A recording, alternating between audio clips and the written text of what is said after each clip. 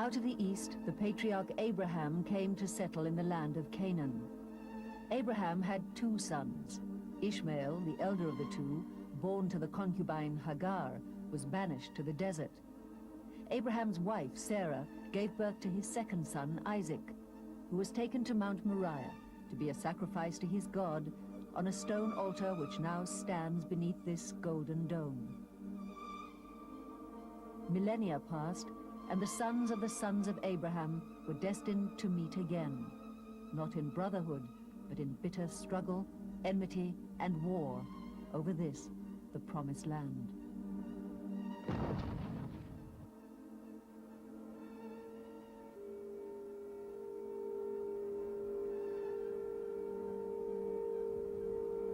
Once a year, throughout the nation of Israel, everything comes to a halt. On the eve of Independence Day celebrations, this young country silently honors the fallen of 6 wars.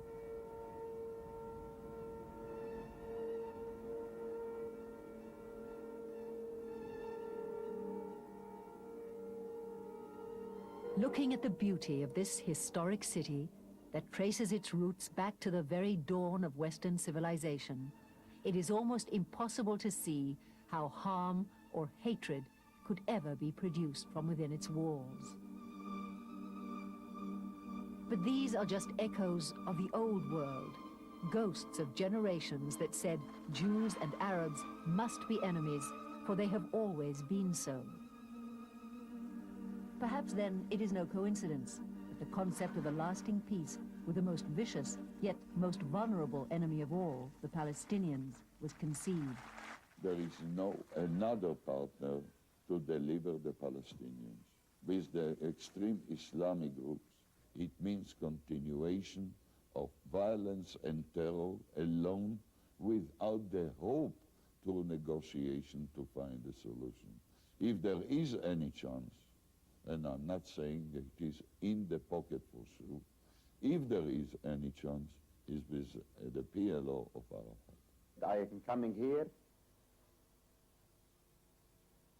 carrying in one hand the olive branch,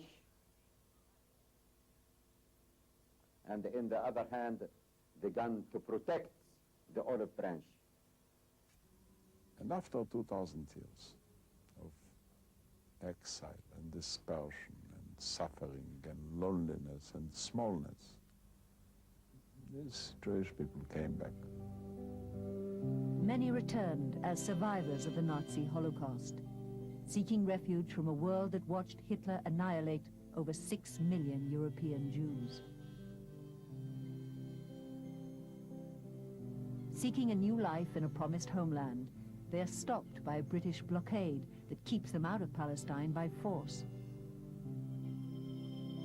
Inside the country, British soldiers fail to maintain peace between over 500,000 Jews and 1 million Arabs, each passionately pursuing their own dream of independence. With most Arabs violently opposed to even the concept of a Jewish state, tempers hover around boiling point. As transport and isolated settlements come under increasing Arab attack, life for the Jews of Palestine becomes impossible. In a belated attempt to avert the inevitable confrontation, the United Nations votes to end the British mandate. Australia? Yes? On November Brazil? 29, 1947, Yes? Palestine was No, partitioned Russia? into 2 separate Yes? states, Egypt? one Jewish, one No? Arab. The following day in Jerusalem, 5,000 Arabs march out, burning and looting their way towards the Jewish commercial center. A bomb on West Jerusalem's busy Ben Yehuda Street leaves Jewish dead buried beneath the rubble. Arab snipers make daily life ever more precarious.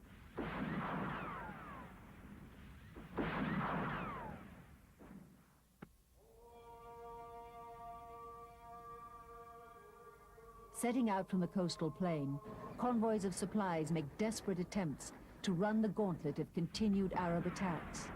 Jerusalem finds itself cut off. In April 48, I appointed a brigade commander of the Harel, the Table Mount Brigade, They had to continue to fight along the road to Jerusalem, to clear the road and to prevent a siege on Jerusalem. In a determined effort to preserve the dwindling reserves of water and food, rationing is now introduced among Jerusalem's 80,000 Jews. On the 20th of April, we got an order to move to Jerusalem. Therefore, it was attached to bring about a convoy of 300 trucks that had to supply Jerusalem, and I was ordered to try to conquer and to liberate the whole Jerusalem. It was a very bitter fight.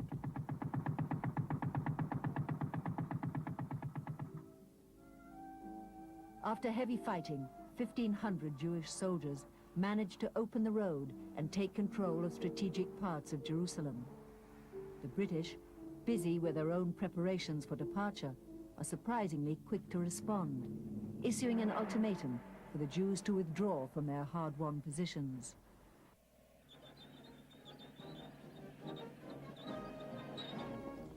This was to be one of the final acts of the British in Palestine. On May 14, 1948, David Ben-Gurion proclaims the independence of the new Jewish state in the land of Israel. While the last British troops sail out of Haifa Bay, the new Israeli flag is raised over a port now guarded by the first boat in Israel's fledgling navy. But countrywide celebrations were short-lived. The Arab countries decided to attack. Within hours, Egyptian warplanes hovered over the skies of Tel Aviv, releasing their destructive cargo. The Lebanese set their sights on Haifa and Nazareth. Syrian tanks advance on the fertile farmlands around the Sea of Galilee. The Iraqis take up positions in Samaria, hoping to cut Israel in two. Jordan's Arab Legion surrounds Jerusalem. And 10,000 Egyptians cross out of the Sinai Desert to threaten Tel Aviv and Jerusalem.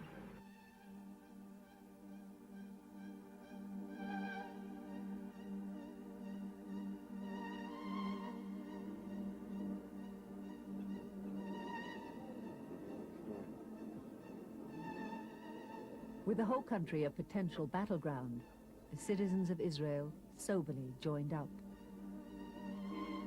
The realities of giving birth to a new country in this volatile region will have dramatic impact on their way of life.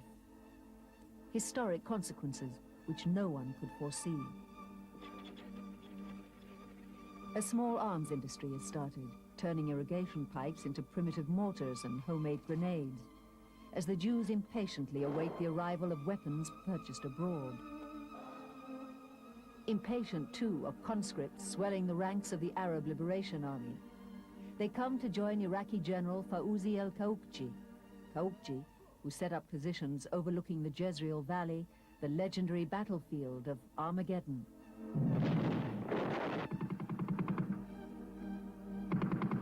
The kibbutz settlements await imminent attack.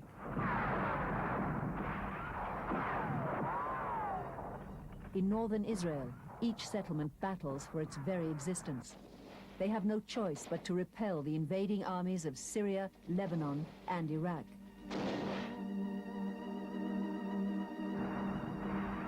In the south of Israel, the Egyptian threat is even more ominous. Here, handfuls of barely armed defenders drive back wave after wave of attacks. Standing up to 5 days of Egyptian tank, artillery, and air bombardment, the defenders of kibbutz Yad Mordechai are finally forced to evacuate under cover of darkness. The Egyptians advance within 17 miles of Tel Aviv. After 2 weeks of bitter fighting, the turning point of the war comes when the first 4 aircraft arrive in Israel from Czechoslovakia. With no time for test flights, the first Israeli airmen take off to attack the Egyptian column. Although militarily ineffective, the surprise appearance of the planes sends fear into the Egyptian ranks. Israel then circles the Egyptian flank and mounts the first night counterattack offensive. This throws the Egyptians into total disarray, and all plans for further advance are dropped. Despite this major victory, Israel's situation remained critical. Focus of the battle for Jerusalem was the police station of Latrun, a strategic stronghold overlooking the biblical battlefield of the Ayalon Valley. This fortress-like building, dominating the western entrance to Jerusalem, was securely in the hands of the Arab Legion. The Legion had orders from Transjordan's King Abdallah to occupy every inch of Arab Palestine, but his main ambition lay with the holy city of Jerusalem. Waves of badly planned and executed operations saw casualties mount daily for the Israelis. Their failure to dislodge the Legion from Latrun led to the ever-tightening stranglehold the Arabs held on Jerusalem. When word came of the fall of the Jewish quarter in Jerusalem's old city, morale hit rock bottom. After 2 weeks of the war's most savage fighting, the Jewish quarter surrendered. Over 1,000 ultra-Orthodox Jewish civilians, plus the few remaining fighters that had defended them, followed their rabbis out of the old city.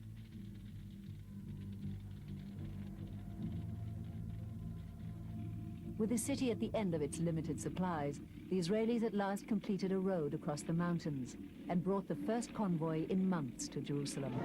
The siege of the city was finally lifted. Over the months that followed, the Israel Defense Forces, the IDF, was forged in fire to emerge as the well-equipped and organized fighting force that stamped its hallmark on Middle East affairs for almost the next half-century. Israel cleared the Galilee and the center of the country. Egyptian forces in the south were routed from the Negev and driven back into the Sinai Peninsula, while King Abdallah annexed the West Bank into his renamed Kingdom of Jordan. But Jerusalem remained a divided city, connected to the rest of Israel only by a slender umbilical cord. The fighting was over and armistice agreements were signed. Demarcation lines drawn on the map would be determined by future wars.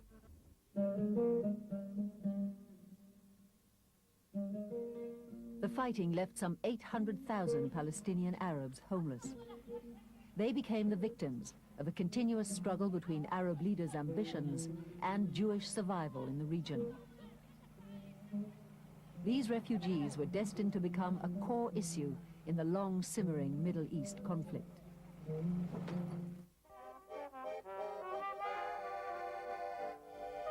Since its creation, the State of Israel has fulfilled a promise to be a safe haven for Jews around the world. In 1949, a tidal wave of refugees was speeding its way toward the shores of the new state. Tens of thousands arrive every month from the devastation of Europe or driven from their homes in Arab lands. Almost all come penniless to the Promised Land. The immigrants are housed in tent cities and makeshift camps spread throughout the country. Slowly, the country succeeds in building more permanent homes for the immigrants. New settlements spring up all over the country, some planned as urban centers, most as agricultural communities. Almost all are within walking distance of a border. It is across these borders that Arab Fedayeen guerrillas maintain a relentless stream of attacks on civilian targets.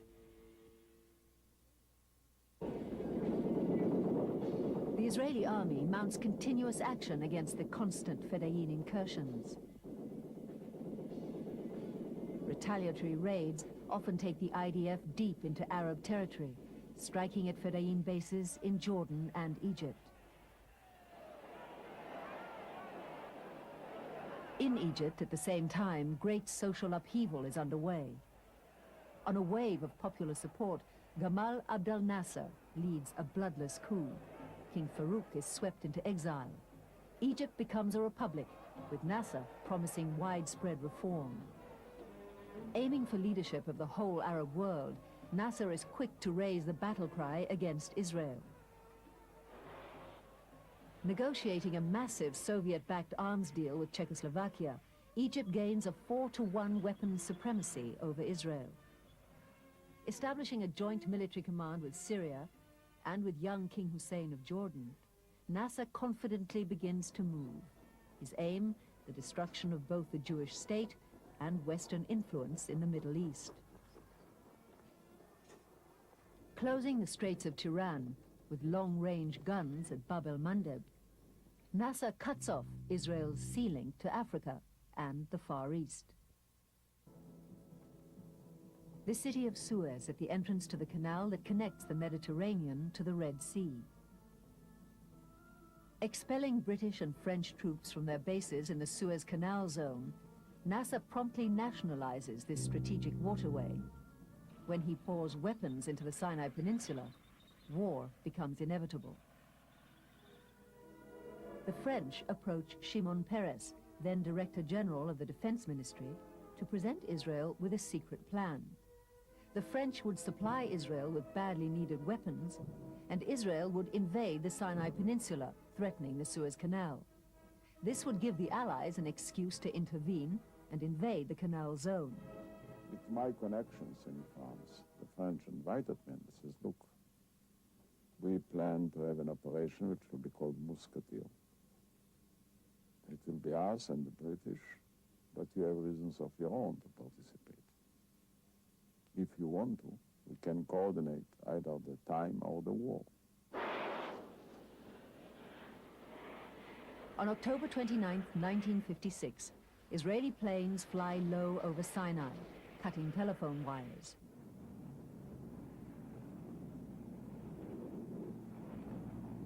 Transport planes carry men and equipment that parachute into the Mitla Pass. Advancing to the eastern entrance of the mountain pass, the Israelis are pinned down by an Egyptian air attack.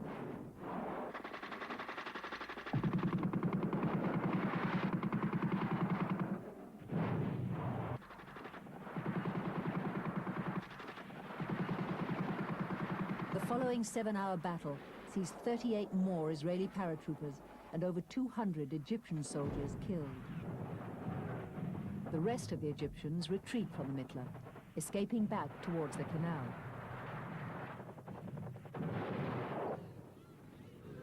With the Mitla Pass secured, Israeli armor rolls forward into the peninsula, along lines of movement dictated throughout history by the rigors of the terrain.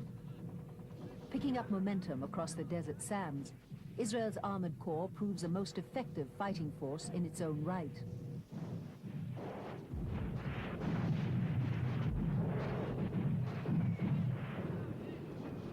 Previously thought of as support for the main infantry forces, this discovery was to shape future Israeli military thinking. So was the need of good air cover. French-built Mystère and Vautour jet fighters attack Egyptian troops, artillery and armor.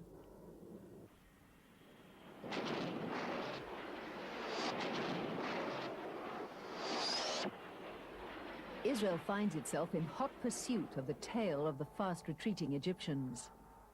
Roads were littered with abandoned equipment and thousands of Egyptian soldiers who quit their positions to make their way on foot across the sand dunes of the desert.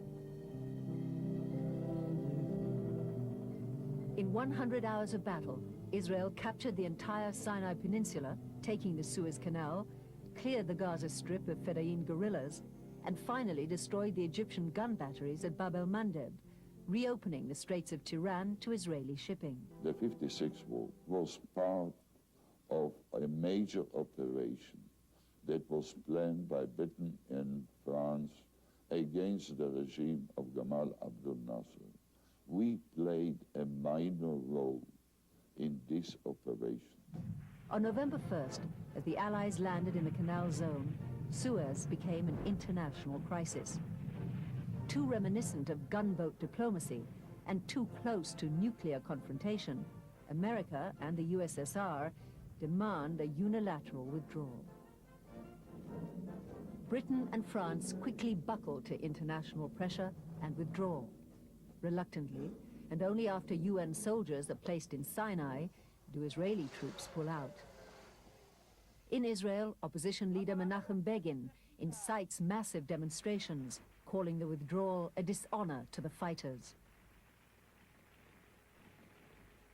As for Nasser, he became the hero who held off the combined might of Western imperialism and the Zionist enemy.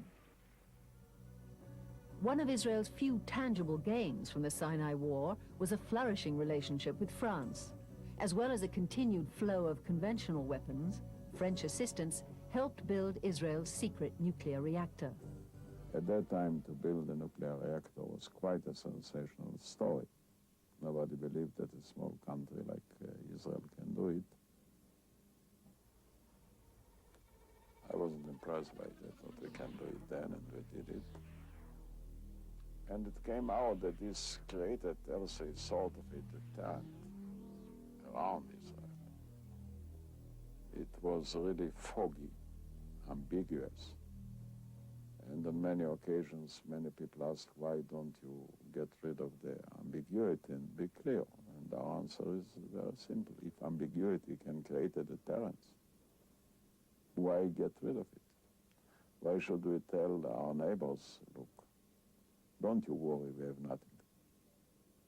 We have never said that we have something.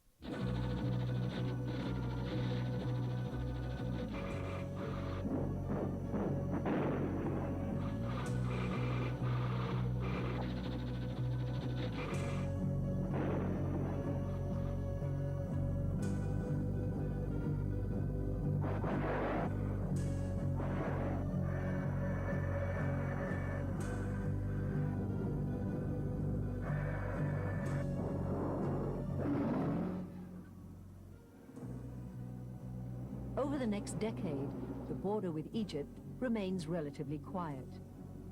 In Jerusalem, Israeli and Arab Legion soldiers face off across a divided city. High walls separate the two sides, but just meters from the border, life goes on as normal. Children of immigrants play together on one side, while across the street, around the Damascus Gate, it's business as usual. The Golan Heights, great natural ramparts, fortified with Syrian gun emplacements, dominate the Sea of Galilee and the lush, fertile fields of the Hula Valley. Undefined since 1948, the border is determined by the plow. Under a constant threat of landmines from below or being fired on from above, farmers work with permanent army protection.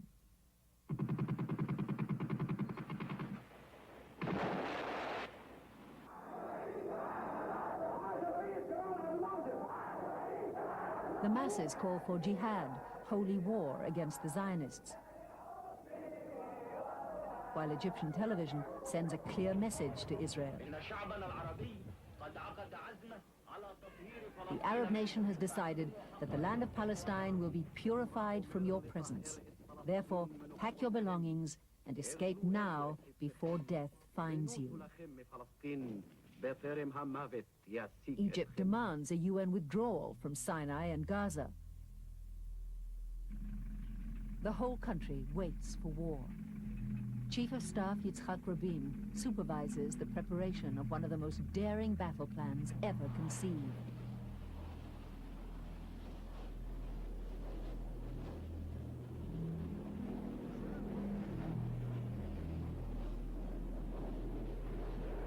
On the morning of June 5th, 1967, the Israeli Air Force takes to the skies in a desperate all-or-nothing bid to break the fighting power of Egypt.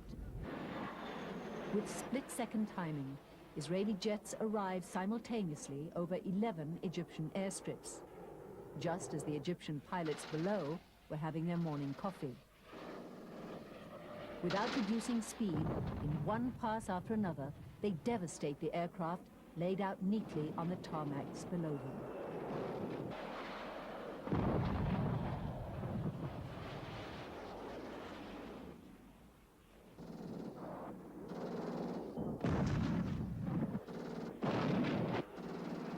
It now remained for the ground forces to finish what the Air Force had begun. And so they did. In 4 days of almost uninterrupted fighting, with fierce tank-to-tank battles raging across the desert, Israeli armor and infantry breaks the back of 7 Egyptian divisions. We developed advanced gunnery system that brought about tremendous improvement in the accuracy of our gunners. We then really knocked out tanks in 2-kilometer range, which was quite unusual for all the tank forces all over the world.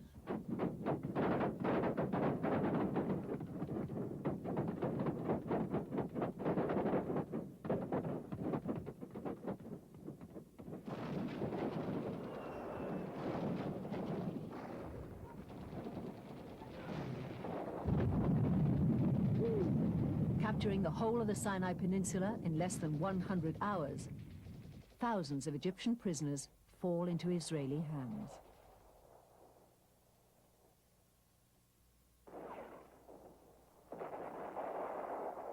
The war with Jordan begins when King Hussein orders his artillery to open fire on Jewish West Jerusalem and along the borders.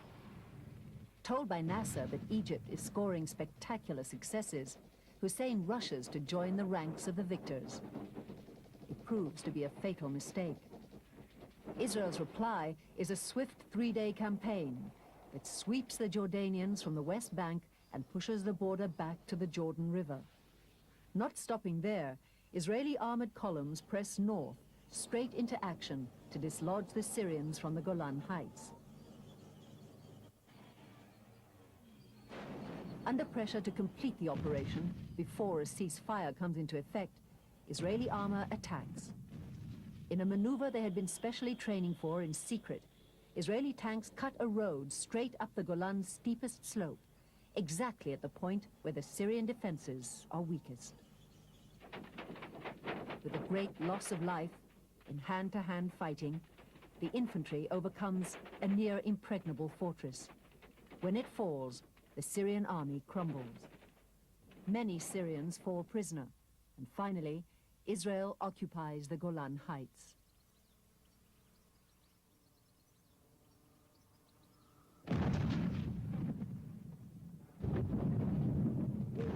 But without doubt, the central and most symbolic battle of the war came on the 3rd day, in Jerusalem.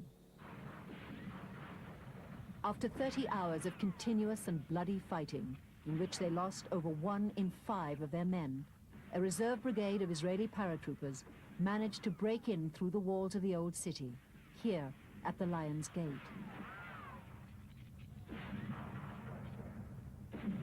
In house-to-house fighting along every inch of its narrow lanes, with Arab Legion snipers covering them from every possible angle, the troops edged their way towards the Temple Mount.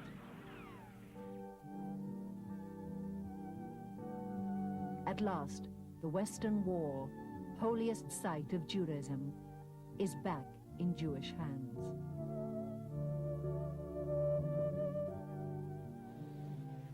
Within days of the city being united, the dividing walls are dismantled. Jews and Arabs mingle on the streets, fascinated to meet one another face to face.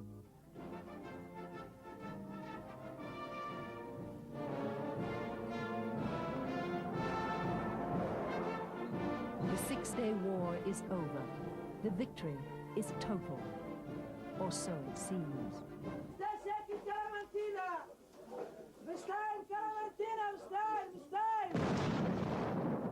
A bomb rips open the Machane Yehuda market in Jerusalem, killing dozens and wounding many more. The car bomb, parked outside a barber shop, was timed to explode on Friday afternoon, when the market was full of shoppers.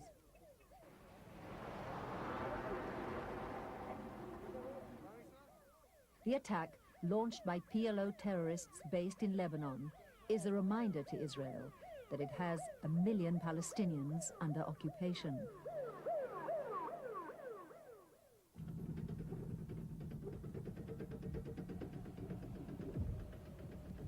The 6-day war.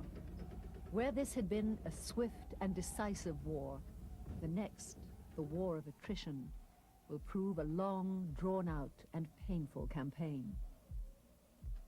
Trained for mobile and fluid military action, Israel's army reluctantly digs in to a line of defensive bunkers along the Suez Canal. Snipers from observation towers keep the Israelis pinned down in their trenches, unable to raise their heads. The tension remains high. When President Nasser dies, to be replaced by Anwar Sadat, the southern border goes into a state of flux. The lands gained during the Six-Day War quickly become popular tourist sites, and later, new settlement areas for the Israeli people.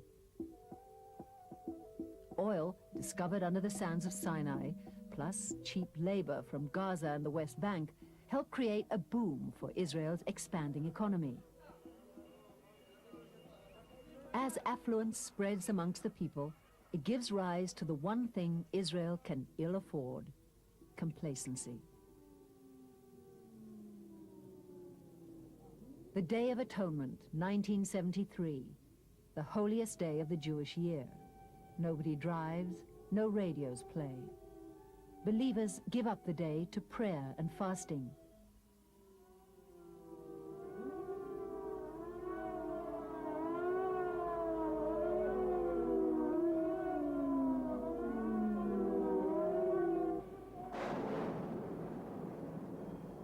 At 2 o'clock in the afternoon, the combined power of 3,000 artillery pieces opens fire. The invasion of the Sinai and the Golan Heights begins with a vengeance. Through the barrage, 8,000 Egyptian assault troops cross the Suez Canal in boats. In a set-piece movement practiced to perfection, they establish a bridgehead. 70,000 troops and 1,700 tanks follow them across the bridges. Against them stand a meager 436 Israeli soldiers in isolated fortifications, 7 artillery batteries, and 3 lone tanks on the canal itself. They are overwhelmed.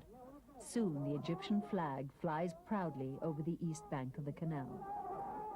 Israel's first line of defense, 170 tanks, moves forward, only to be mauled by thousands of Egyptian infantry firing portable Saga anti-tank missiles. By morning, 140 tanks are just burned-out shells. And Egypt holds a line 10 kilometers wide, the length of the canal. The surprise was complete. Israeli intelligence swallowed Arab propaganda that Egyptian and Syrian activity was only in response to fears of impending Israeli attacks.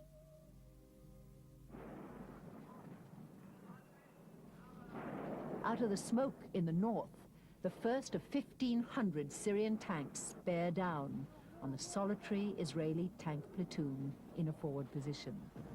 Our Air Force failed in the struggle between the planes against the ground-to-air system. We were caught completely by surprise. And if we have to pay the price for living, we have to pay. Israel is on the verge of destruction. That can give in. According to Time magazine, when all seems lost, Golda orders 13 atomic bombs assembled and loaded onto Israeli Mirage and Phantom jets. Apparently, just before the bombs are activated, the tide of battle begins to turn. A week into the war, 1,000 Egyptian tanks begin an offensive to break out of their stronghold and into the Sinai Peninsula. It was to lead to the biggest tank battle since World War II and the turning point of the war in the south. Dragging portable bridges and under continuous Egyptian fire, the troops worked their way forward. Divisional Commander Major General Arik Sharon arrives first at the canal, but without bridges. Against orders and to the fury of his commanders, Sharon manages to get a force of only 30 tanks across the canal.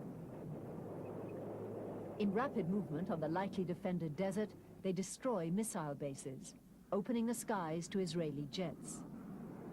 A UN ceasefire stops the Israeli advance, which by then is barely 100 kilometers from Cairo. For 2 days, Israel chases the Syrians off the Golan Heights, across the 1967 border, and into Syria itself.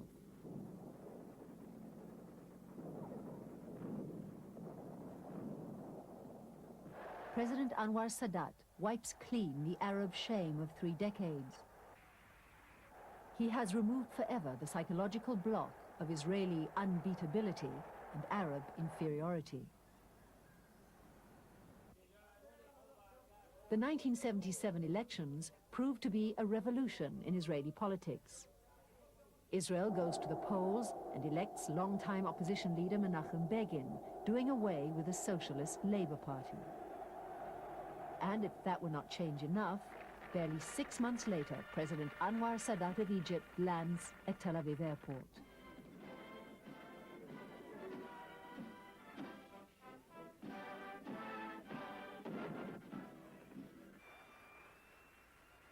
On his way to Jerusalem, Israelis respond enthusiastically to his courageous peace initiative.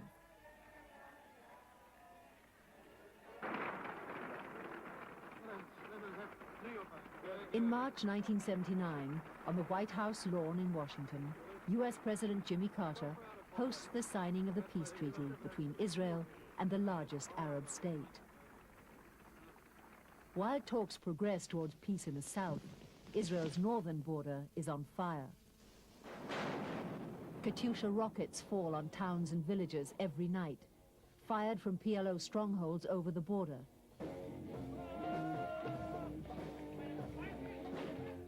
The PLO attacks seemingly at will.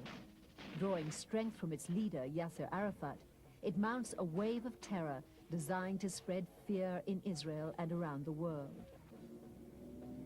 June 6, 1982, 1100 hours. The first Israeli forces invade the beaches of southern Lebanon as armor and planes roar into action. Defense Minister Arik Sharon assures the Israeli cabinet that the action would be over in 48 hours. Mr. Begin told us that he wants to move the army 40 kilometers from the border for 3 or 4 days, clean it from Katyushas, and then go back. Instead of 4 days, it began to be a war of years. Instead of 40 kilometers, the army all of a sudden arrived at the entrance of Beirut.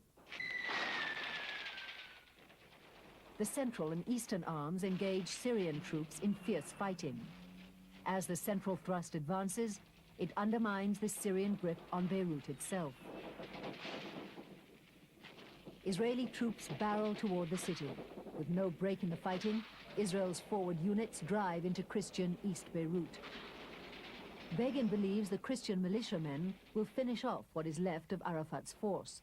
Sharon disagrees and orders planes and artillery to open fire on Muslim West Beirut, to pound the Palestine Liberation Army into submission and surrender.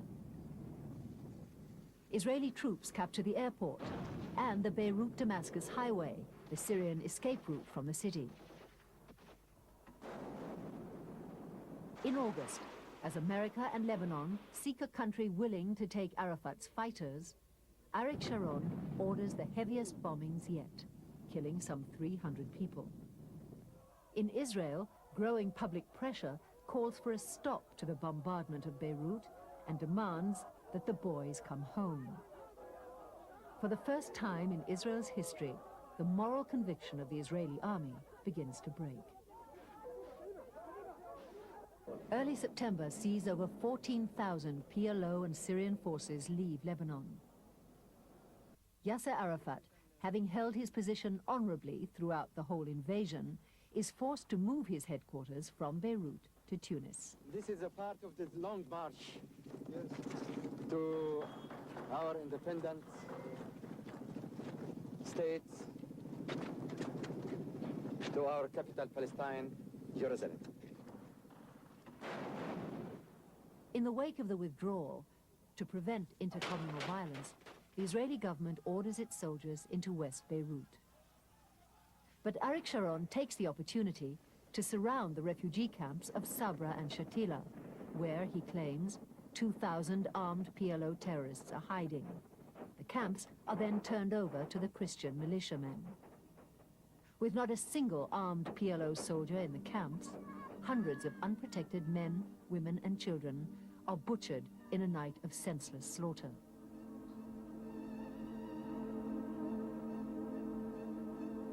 The moral ground upon which Israel has always stood is rapidly sinking beneath her feet.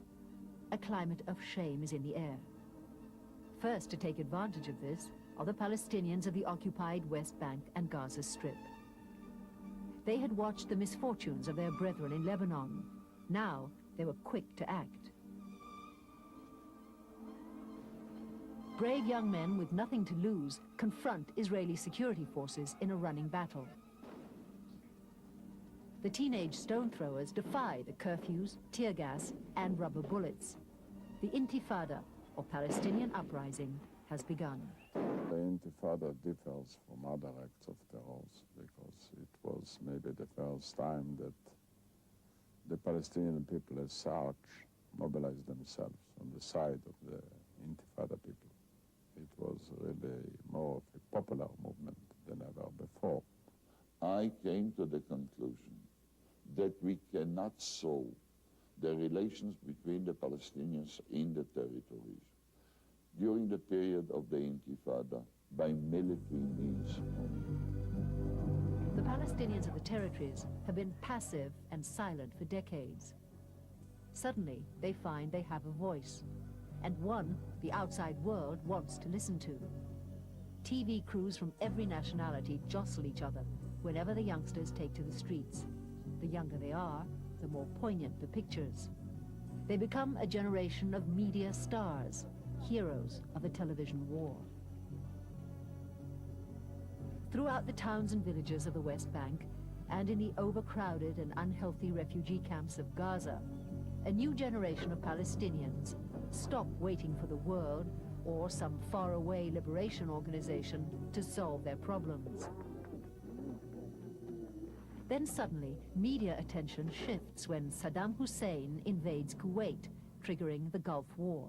The public is advised to keep gas masks within reach. Every resident of Israel and the territories is issued with a gas mask. From the center of Families at home improvise hermetically sealed rooms against bacterial or chemical warfare.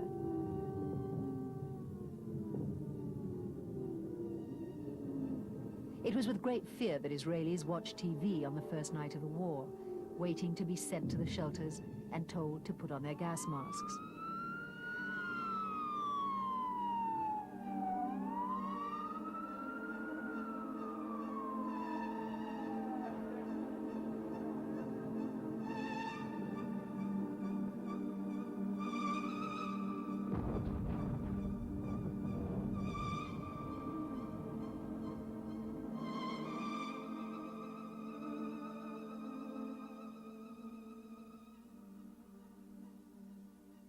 Teams are sent in to check the air for poisons. No bacteria, no gas.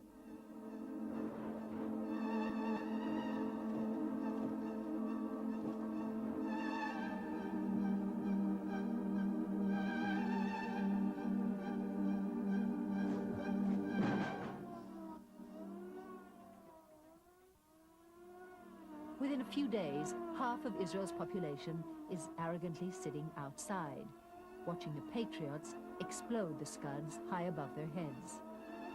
This was perhaps the first war that the Israelis could sit back and watch, even if they could not really enjoy it.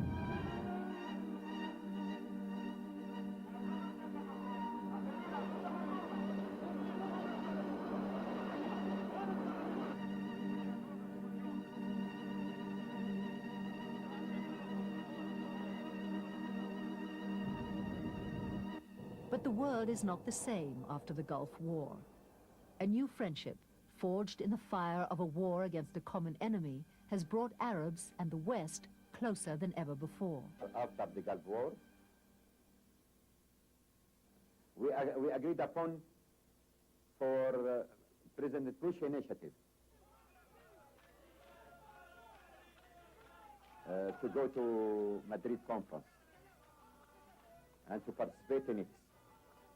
The bilateral talks took place in Washington, but the Israelis were maneuvering till we start this secret negotiation which took place in Oslo.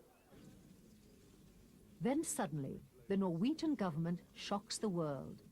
Foreign Minister Holst arrives in Jerusalem carrying a declaration of principles already signed by Iasser Arafat. For months, it seems, Holst has been secretly hosting direct talks between the Israeli government and the PLO. Premier Yitzhák Rabin signs the declaration on behalf of Israel.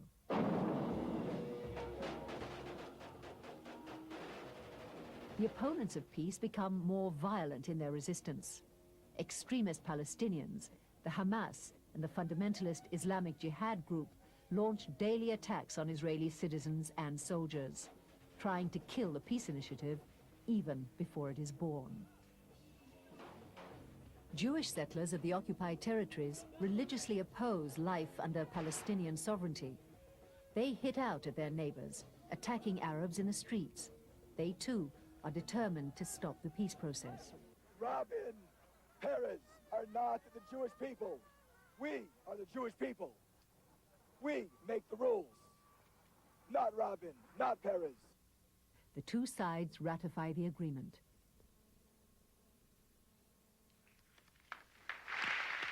Like its predecessor 14 years before, it is a historic moment, even if Mr. Rabin's handshake is a little hesitant. Many things happened that I didn't believe that would happen. Many things happened that I believe that they will happen. I came to the conclusion, if there is any chance, is with the PLO of Arafat.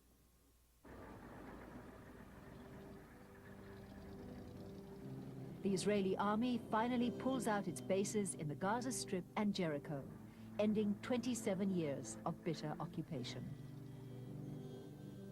Yasser Arafat quits Tunis and arrives to live in Gaza. Making a triumphant entrance, Arafat returns from exile to take up residence as leader of his people. This is an appeal from me, here from Gaza, for the whole international community to help us to protect the peace process through the real and the honest implementation to what had agreed upon. And especially, we are facing now troubles concerning Jerusalem. King Hussein of Jordan is next to sign his name on a new page of Middle East history. As King Hussein makes his historic flight over Jerusalem, tensions are running ever higher through the crowded streets of East Jerusalem, where neither Palestinians nor the rest of the Arab world have ever accepted the fact of a united city. And Israelis, who will never give up their hold on the city, say they will fight to prevent it ever being divided again. But as long as the future status of Jerusalem is not yet fully agreed to by all, the city of peace is sitting on a powder keg of sensitivities. The Palestinian institution, the holy, sacred Christian and Muslim places in the holy city. And Israel hadn't the right to make any demographic change or to discuss with any other body the situation in the holy city, Jerusalem, but only with the Palestinians.